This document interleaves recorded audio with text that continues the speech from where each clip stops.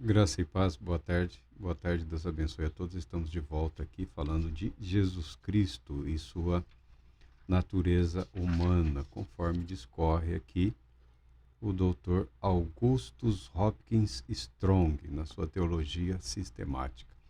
E ele fala que em Efésios, capítulo 1, versos 10, está escrito que o propósito de Deus é congregar em Cristo todas as coisas, tanto as que estão nos céus como as que estão na terra, para trazer todas as coisas a um cabeça. A história é a perpetuamente crescente encarnação da vida, cujo apogeu e coroa é a plenitude divina da vida de Cristo Jesus. Ele é o mais digno de ostentar o nome de Filho de Deus. Cristo é o único doador da vida ao homem e o único doador da vida ao universo. Há aspectos da pessoa de Jesus, o Cristo, que por vezes é negligenciado. A sua relação com a humanidade, a sua relação com a criação de Deus, a sua relação com todo o universo.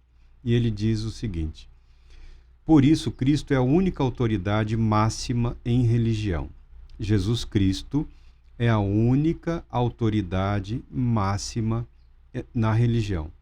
Ele se revela na natureza, no homem, na história, na Escritura. Na Escritura, referindo-se à Bíblia. Mas em cada um deles é um espelho que o reflete em nós. Em cada caso, o espelho é mais ou menos borrado e a imagem obscurecida, embora apareça, não obstante, no espelho. O espelho é inútil se não houver um olho para contemplá-lo e um objeto para ser visto nele. O Espírito Santo dá a visão, enquanto o próprio Cristo, vivo e presente, fornece o objetivo. É bastante interessante o ensino, a instrução aqui do professor Strong, falando de Cristo Jesus, o Filho do Homem, ou falando de Cristo Jesus, o Verbo de Deus encarnado. E ele, ao falar disso, ele nos lança a Escritura, ele nos lança aqui a Tiago. Alguns acham que é um livro meio que seco, né? Mas não o é. Ele precisa ser estudado, ele precisa ser analisado, ele precisa ser interpretado em termos de sabedoria judaica, sabedoria hebraica, né? Ele é uma espécie de equivalente ao livro de Provérbios do Antigo Testamento. Nós temos aqui o livro de Tiago, tá? Como o nome dele era pronunciado no idioma grego, obviamente. Então, o livro de Tiago, às vezes, há quem o coloque como uma oposição aos ensinos da graça do apóstolo Paulo.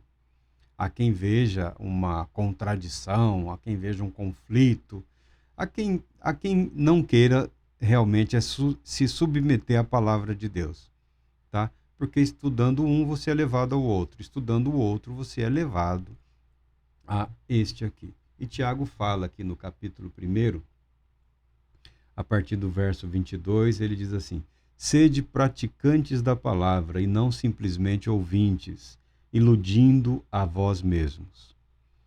Porquanto se alguém é ouvinte da palavra e não praticante, é semelhante a um homem que contempla o próprio rosto no espelho e depois de admirar a si mesmo, sai e logo se esquece da sua aparência. Porém, a pessoa que observa atentamente a lei perfeita, a lei da liberdade, e nela persevera, não sendo ouvinte negligente, mas praticante, zeloso, será muito feliz em tudo o que empreender. Se alguém se considera religioso, mas não refreia a sua língua, engana-se a si mesmo. Sua espiritualidade não tem valor real algum. A religião que nosso Deus, o nosso Pai, aceita como sincera e imaculada é esta: cuidar dos órfãos e das viúvas em suas dificuldades e, especialmente, não se deixar corromper pelas filosofias mundanas. Graças a Deus pela sua palavra. Onde você encontra escritura, onde você encontra a palavra aqui em maiúsculo, pode também ser entendido, interpretado como uma referência a Cristo Jesus. Gostar de ouvir, gostar de falar, procurar entender, é tudo muito bom. Mas, se não vivermos, não tem valor real. Precisamos viver. A palavra de Deus precisa encarnar em nós, fazer parte da nossa vida. Assim como o Verbo de Deus encarnou-se, fez carne, a verdade do Evangelho, a verdade das boas novas, deve fazer parte do nosso ser, do nosso íntimo, da nossa vida, das nossas intenções, das nossas vontades, dos nossos desejos e anseios mais profundo. De alguma forma, é um floreio meu. A verdade do Evangelho continua sendo escrita nos nossos corações à medida em que nós nos dispomos a sermos mais do que ouvintes, e sim praticantes da palavra de Deus, ou seja, discípulos, seguidores de Cristo Jesus. É um desafio proposto. Todo o ensino escriturístico, todo o ensino da Escritura, você pode perceber o texto, ele te leva lá aos céus. Tem ensinamentos fantásticos, extraordinários, e logo em seguida somos lançados de volta à realidade da vida diária, da vida comum. Por que isso? Porque é na realidade da vida diária, na realidade da vida comum que o milagre acontece. A vida é transformada no decorrer da história. Alguns serão privilegiados ou já foram privilegiados em sendo salvos nos seus últimos instantes de vida. Amém. Nós não temos nada a ver com isso. Não é assunto nosso. Não é responsabilidade nossa questionar como Deus distribui a sua graça ou a quem ele a manifesta e em qual momento da vida ele manifesta esse gracioso amor e perdão eternos. O fato é que nós, que estamos vivos, dispomos de tempo para vermos em nossa própria vida, no nosso próprio viver, essa manifestação da graça de Deus. Ou seja, podemos fazer uma confrontação, né, uma avaliação de nós mesmos, o que somos e o que podemos ser, o que não somos e o que devemos ser, como agimos e como não deveríamos ter agido. É isso que o Evangelho exige. Eu falei que a graça é exigente, e eu entendo que a graça é exigente. A graça é exigente porque ela realiza uma transformação milagrosa no íntimo do indivíduo. Ela exige, por assim dizer, uma resposta à altura, uma resposta impossível. Por quê? O que é impossível para o homem é possível para Deus. Deus realizou. Se Deus realizou, nós somos compelidos ou levados ao impossível para nós. E quando esbarramos nas nossas impossibilidades, nas nossas incertezas, nos nossos questionamentos, a graça de Deus nos conduz adiante. Para que isso ocorra, nós precisamos sempre tomar uma decisão. Decidir seguir adiante. E Tiago é um desses que simplifica. Por que ele simplifica? Porque o evangelho é simples, porque a verdade é simples. É simples. Como sabemos? Sabemos tendo a palavra de Deus como instrução. Não é, eu li, eu contemplei, eu meditei, eu me alimentei da palavra de Deus e na hora de executar, não coloco em prática o que foi aprendido, o que foi ensinado, o que foi interpretado. Se alguém é mero ouvinte da palavra e não praticante, é semelhante à pessoa que ao egoísta, né? Aquele que gosta, mas ele gosta de si mesmo, ele está pensando em si mesmo. Ele não quer, enquanto ele contempla nesse espelho, deixa eu mudar a linguagem, enquanto ele contempla a sua própria imagem, ele se acha satisfeito. E ele abandona o processo antes de que o espelho reflita a imagem de Cristo Jesus. Tá? Quem nós enxergamos no espelho? A nós mesmos. Quem nós enxergamos nos nossos atos, nas nossas palavras, nas nossas decisões? A nós mesmos. Jesus Cristo, eu falo isso e é um escândalo para as religiões cristãs. Você vai para algum lugar do Oriente lá, Jesus Cristo, ele é muitíssimo respeitado. Não tenha ilusão de que há um ódio ou aversão à pessoa de Jesus. Não, não há. Há um profundo respeito. Há um profundo respeito. No islamismo, por exemplo, em outras religiões, há um profundo respeito à pessoa de Jesus Cristo, que não chega aos cristãos, que não chega aos cristãos.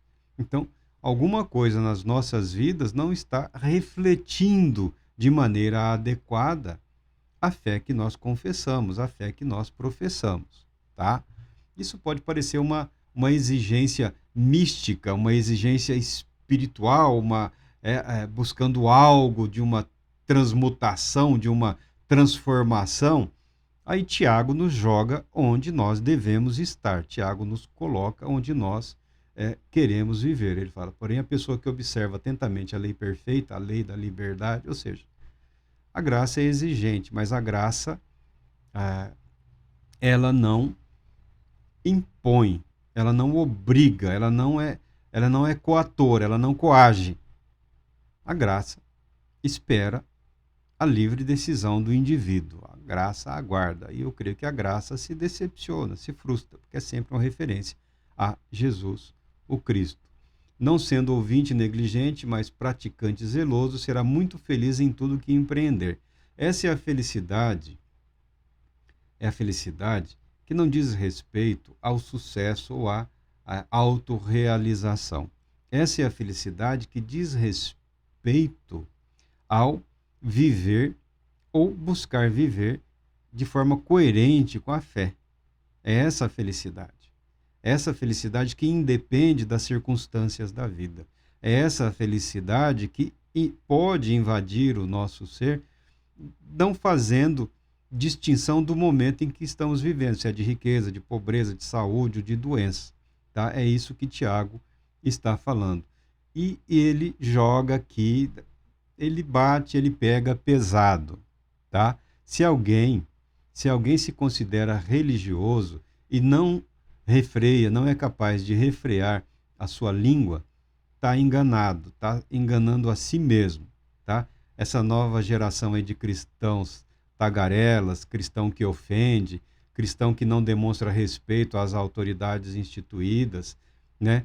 Cristão que só demonstra algum respeito àqueles que eles consideram respeitáveis, cristãos que afrontam a palavra de Deus e o ensino dos evangelhos, né?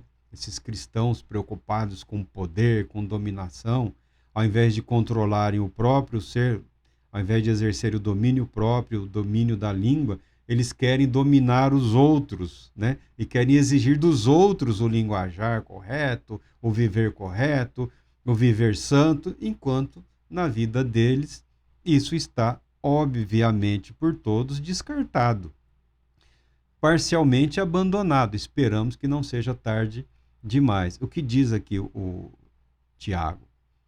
Ele fala, alguém que não é capaz de refrear a própria língua, ele está enganando a si mesmo, ou seja, ele está debaixo do engano, ele está debaixo do espírito do erro que atua nos filhos da desobediência. Esse é o teste que joga todo mundo no chão, tá bom?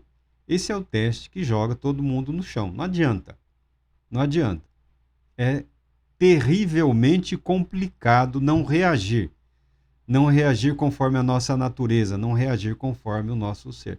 Graciosamente, Deus nos concede em determinados momentos uma capacidade para um controle assim especial, mas nem sempre isso acontece. Às vezes estamos tão ensimesmados, né? Somos tão donos de nós mesmos, tão donos da verdade, tão donos do nosso ambiente, do nosso mundo, que decidimos agir ou falar ou nos expressar de uma maneira que não agrada a Deus. Ou seja, somos convocados a abandonarmos esse erro, esse equívoco.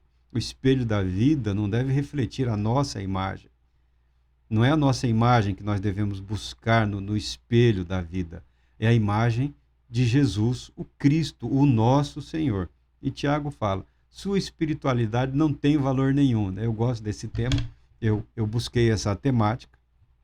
É uma temática que me permite falar sobre praticamente tudo em termos de material teológico, de religião, das doutrinas bíblicas.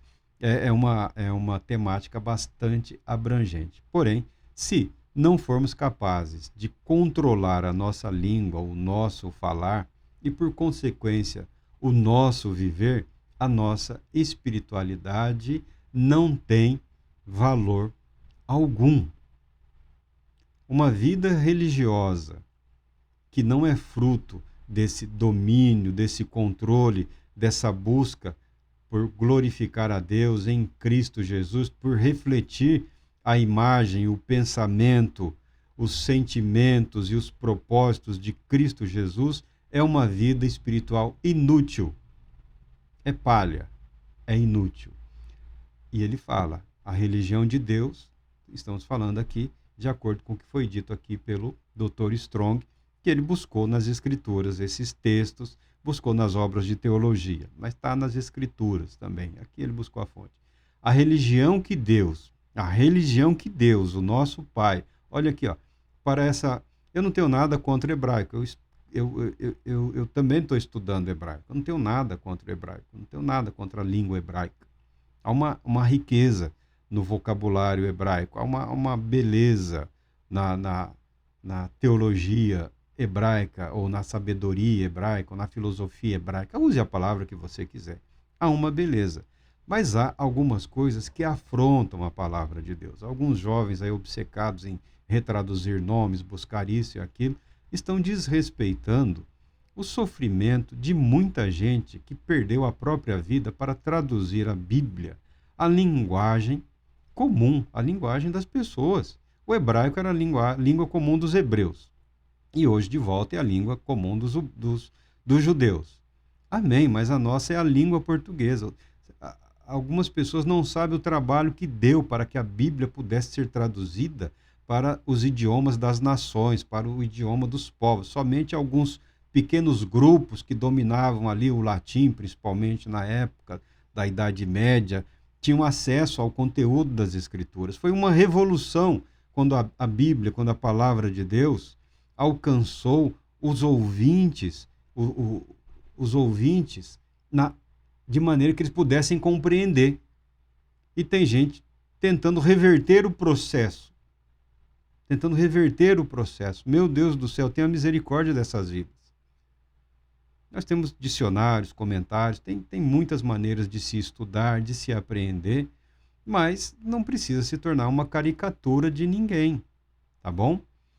A religião que Deus, o nosso Pai, seguindo o ensinamento de Jesus, Tiago, Deus Pai. Qual é o nome de Deus? Pai. É a oração ao Pai, ao nosso Pai. Pai, você se refere a Deus como Pai. Qual é a dificuldade de aceitar a verdade que está no Evangelho, que foi ensinada por Jesus Cristo? Para que ir atrás de nomes? Para que ir atrás de fórmulas que são complicadas, que têm por objetivo proteger certas verdades de deturpações, da corrupção? Todos vão errar. Você sai correndo atrás aí de nome de Deus em hebraico, em aramaico, você vai errar. Você errará feio. E é disso que Jesus nos desviou. Do erro. Porque Deus, como Pai, há uma possibilidade, há uma porta aberta para um relacionamento pessoal e familiar. Ou seja, Pai, não somos únicos. Não é papaizinho, não é paizinho, né? Deus não é o amiguinho de ninguém. Deus é Deus soberano, eterno, mas pela fé em Cristo Jesus, nós podemos e nós somos ouvidos por Deus, que é nosso Pai e está no céu.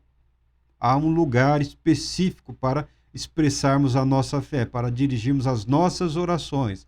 Deus está também com o abatido, com o contrito. Eu sei disso, o Deus onisciente, o Deus onipresente. Mas as nossas orações são dirigidas ao Pai no céu. Tá? Fora isso, você corre sérios riscos. E nós não vamos falar dos riscos agora. Tá? A religião que Deus, o nosso Pai, aceita como sincera e imaculada, ou seja, sem pecado, a religião, a religiosidade, a espiritualidade, são sinônimos, é esta. Cuidar dos órfãos e das viúvas, ou seja, cuidar dos necessitados nas suas necessidades. Naquele tempo não tinha INSS, não tinha orfanato, se bem que o INSS hoje tem deixado muita gente aí a Deus dará, como se dizia. Mas cuidar dos órfãos e das viúvas são símbolos das pessoas em estado de maior necessidade. Cuidar dos necessitados nas suas necessidades. E diz mais, e não se deixar corromper pelas filosofias mundanas. Tá? Ajudar a quem? Aos necessitados, aqueles que necessitam, conforme as nossas possibilidades, cada um conforme a sua capacidade. Essa é a religião, essa é a manifestação religiosa que é aceita por Deus, o nosso Pai, como expressão verdadeira, como expressão sincera da fé em Deus, em Cristo Jesus. Deus Todo-Poderoso te abençoe, te proteja e conceda paz, muita paz.